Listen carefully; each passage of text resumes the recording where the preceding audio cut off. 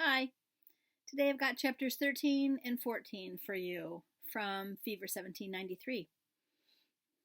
So, chapter 13 starts September 10th, 1793. American ladies require a peculiar mode of education. And that quote is from Dr. Benjamin Rush in a speech to the young ladies of Academy of Philadelphia. The mockingbird whistled, and I woke with a start. I laid my hand on grandfather's chest. His heart beat like a battle drum. My throat was parched, but the canteen was empty. I set off for the stream, King George fluttering behind me. I hoped grandfather would sleep a while.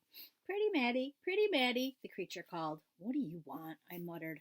How could I get grandfather to a doctor? If only I could send word to Eliza. She could arrange for a carriage with a doctor and food and a clean shift. A breeze rattled through a cornfield, lifting the leaves like outstretched arms. King George landed on my shoulder. Tea, Maddie, I need tea. I brushed him off. Hush, you foolish creature, or I'll make a pillow out of you. Mother thought I was safe at Gwynedd, slopping the pigs and hoeing the fields. Would she worry when grandfather didn't return? I kicked a rock down the road. Why couldn't I have acted strong and calm like Eliza instead of blubbering like a baby?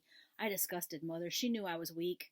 I bet she wanted sons. Instead, she got a backward, lazy girl child. I kicked the rock deep into the brambles. I shook my head to rid it of the dark thoughts. I would only consider the good. Mother was surely getting stronger with every hour. Grandfather and I would find a carriage or wagon that would give us a ride to the Luddingtons. When we arrived, we would find a letter from Mother telling us that all was well and we could go home. I took a deep breath. It felt better to think pleasant thoughts. Maddie child, buy me rum. King George landed on a wild rose bush. Go on with you, flea bag. Find a pot of porridge or an apple pie. I worked my way around a patch of thistles. The sun burned off the haze and the dew vanished. My stomach rumbled. If only that blasted farmer had left our food hamper. Along with cinnamon buns, Eliza had packed hot cakes and ham, a crock of cherry preserves, another of garlic pickles, and a hard ball of cheese carefully wrapped. I reached the stream, hungry, hot, and tired. With no prying eyes around, I slipped off one of my petticoats, washed it in the water, and hung it over a willow branch to dry. I waded in up to my knees and stood until my toes felt as if they were in a snowbank. What would Nathaniel think if he saw me like this? Would he think me a finer catch than any trout? When the cold became unbearable, I climbed out of the water to pick berries. It was hard not to think of our kitchen table with bowls of oyster stew or corn soup, a platter of duck, sweet potatoes and buttered beans, Indian pudding with molasses, or better yet, apple brown Betty with extra sugar on top. The sound of fish leaping from the water interrupted my fantasies. I turned in time to see scales reflecting the sunlight as the fish slid downstream. Fish! But how to catch one with neither line nor hooks? Where was Nathaniel Benson and his fishing pole when I needed him? My wet petticoat swayed in the breeze. It would have to do.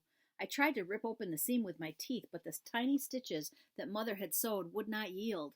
Another fish wiggled to the top of the water to gulp down a water bug. If I had sewn the skirt, it would have been easy to tear apart. Instead, I would have to use it whole.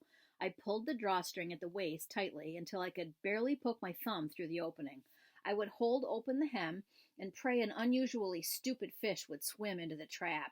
I bet no soldier ever thought of this one, I said, wading back in the water with my improvised net. My feet iced right away, and it was hard to find a comfortable position. I had to bend over at the waist, wave the petticoat in the water to make it float, and then stand without moving. I wiggled my toes to bring some feeling back in them. How could my feet be so cold while my head was so hot? A bee buzzed in front of my face. In the distance, I heard a carriage escaping from Philadelphia. Food first, rescue second. I blew the bee away. Where was that stupid parrot? He could be useful and feast on this pest. A fish brushed against my ankle. Come, little fishy, come down, I murmured. My arms shook from the effort of holding the petticoat open. The fish paused at the edge of the net. Just a few more inches. That's it. Keep swimming. The bee landed on my mob cap just above my eyebrows. I concentrated on the fish. You're almost there now, my little fried breakfast. Don't stop now. I prepared to close the petticoat and trap the fish inside. 1, 2... Tea, Maddie! King George swooped straight at my head and snatched the bee. The explosion of feathers in my face sent me crashing into the water. I came up sputtering and saw the trout flick his tail and head downstream, where there were no girls with petticoats and no parrots. I'll roast you, I shouted at the king, shaking my dripping petticoat in his direction. Fresh thing, he replied. There was no time to try for another fish. Grandfather was alone and without water. I filled the canteen, scoured the bushes for the last berries, and hurried back. Grandfather's eyes were still clear, but his nose was red and his throat raspy. Cold, he said. Cold? Are you cold? How could he be cold? The sun had already nearly dried my wet skirts. He shivered. Shall I make a fire? He closed his eyes and nodded. Even the effort of speaking a few sentences had exhausted him. At home, I would borrow a burning twist of paper from a neighbor when all the fires in the house were cold. I couldn't remember the last time I saw a fire started with flint and tinder. I didn't even have flint and tinder. Grandfather shivered and moaned. I washed his face and neck with the damp petticoat that didn't catch fish. It seemed to comfort him. Is there anything to eat? I coughed and shook my head. All we have are these berries, Grandfather. Of course, I forgot. He ate a few. We need food. I thought of telling him about how close I'd been to capturing that trout, but I hated to admit defeat. Grandfather struggled to remove a pouch from his vest. There must be a farm hereabout. Pay for a meal and the loan of a few blankets. I can't leave you. You look worse. He held up his hand. I'll be fine. I'll sit here and watch the wind blow. Think about old friends. We need food and blankets. Off with you. The sun was at its highest as I set out on my search. It felt like a bonfire, spitting embers on my head. I took the first narrow road that branched off toward the east, sure that it would lead to a farm. The man hoeing a field of potatoes took one look at me and ran off. I followed him to a farmhouse, but the door was locked. Go away, shouted a voice inside. We have children in here. We can't help you if you have the fever. What was wrong with the world? Would I next see birds flying backward or crows crocheting doilies? I walked on, stopping now and then to cough or rest my legs. The heat rolled at the horizon like waves toward shore. Except for a few raspberries, I'd eaten nothing for 2 days. A flock of geese flew overhead. I could only think of how they would taste with roast potatoes. Grandfather would need more water soon. I needed to go back. I stumbled along, head down, fighting to keep my eyes from closing. My shoe squashed something brown and green and soft. I shuddered and hurried my pace. I could never abide rotted fruit. It drew flies. Fruit. Fruit? I spun around, wide awake and hungry. Above me hung gnarled branches heavy with green speckled pears. I grabbed one and bit into it, ignoring the juice that ran down my fingers and chin. I gathered as many pears as I could carry and set off with a new energy to find Grandfather. With food, we could hold out for days. I didn't notice when the pears grew heavy. By the time the chestnut tree was in sight, they felt like tiny anvils weighing me down. I breathed heavily and focused on moving 1 foot at a time. I turned around. Did I hear voices whispering? A swarm of gnats flew into my eyes. I stumbled and dropped a few pears. I looked up. The chestnut tree seemed further away. I felt like I was sliding backwards. I wasn't walking on a dirt road. I was slipping across a frozen river. The sun wasn't made of fire. It was a monstrous snowball. My teeth clattered together. What was wrong with me? I saw a figure stand under the tree. I tried to call Grandfather's name, but could make no sound. The wind carried a roaring sound. Why was I carrying these rocks? I stumbled. Where was Mother? Where was Eliza? The balloon. I'll be up in a minute, Mother. Just let me sleep. And then blackness. Chapter 14. September 12th through 20th, 1793. Hot, dry winds forever blowing. Dead men to the graveyards going. Constant hearses, funeral verses. Oh, what plagues there is no knowing. That's from Philip Freneau. Pestilence, written during the prevalence of a yellow fever, 1793. Is she dead? Go away, Barney. She's not ready for you. I've got to take the bodies to the pit before I'll get my soup. If she's dead, hand her over. I'm hungry. I opened my eyes to see who was talking. A large woman, holding a candle, bent over me, and a man waited in the shadows.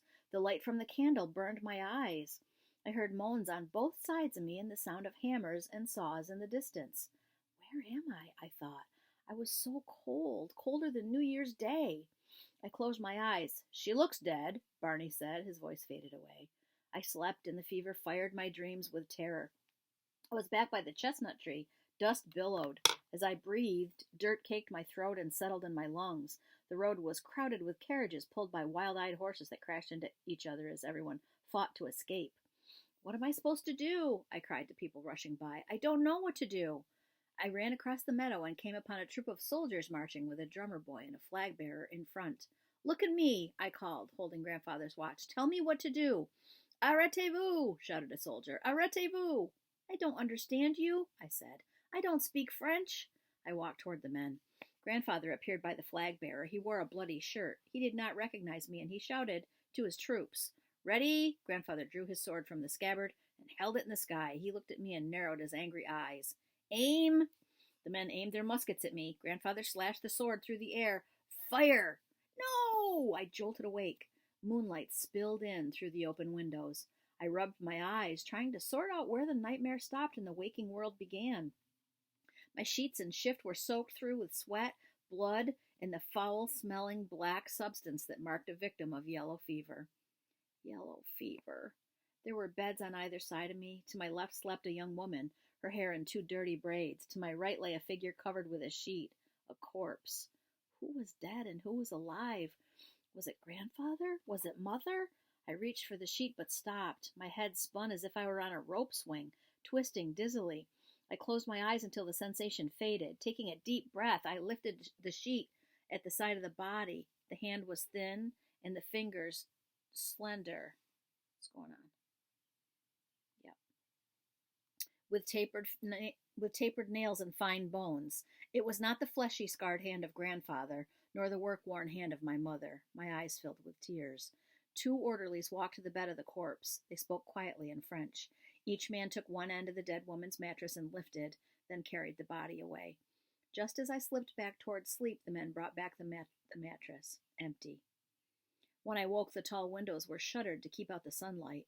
Steam fairly rose from the reeking bodies of the sick, and sweat dripped off the faces of the nurses and orderlies.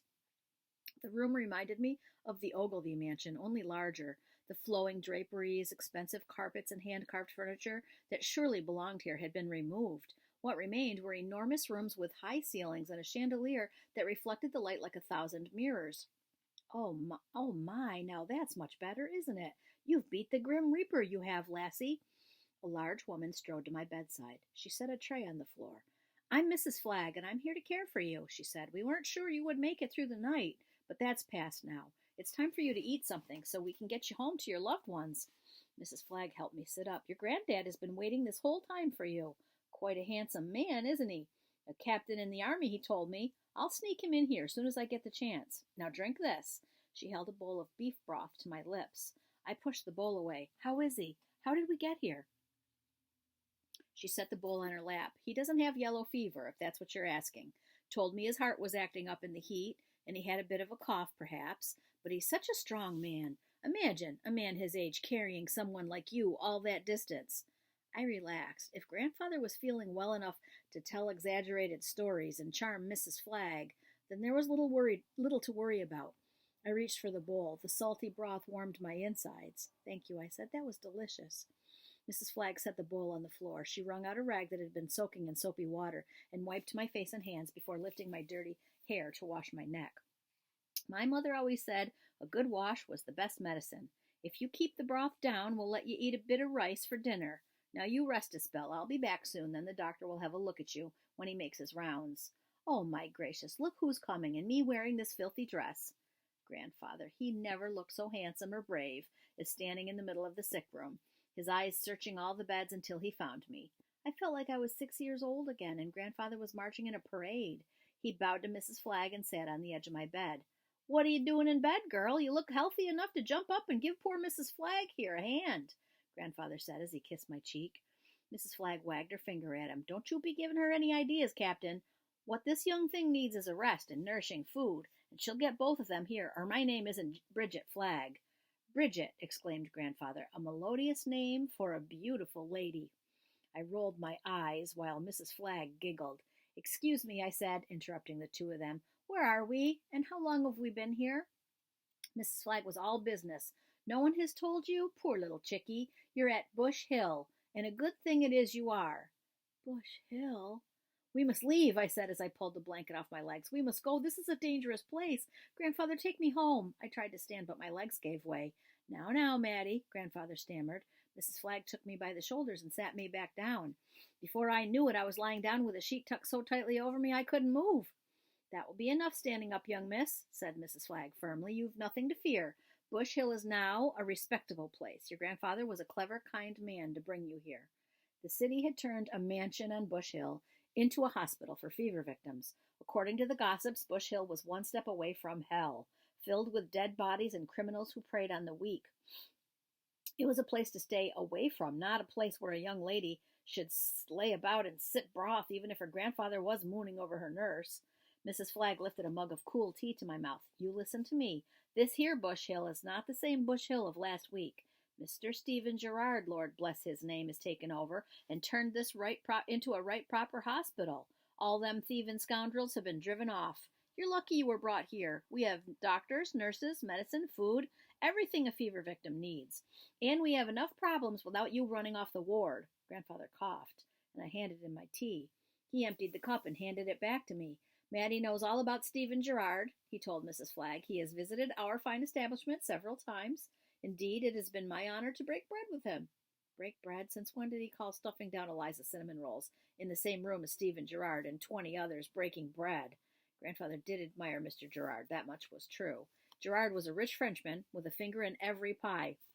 He was a merchant, an importer, and a banker. But what did Mr. Gerard have to do with Bush Hill? He came through here like a hurricane, he did, Mrs. Flagg exclaimed.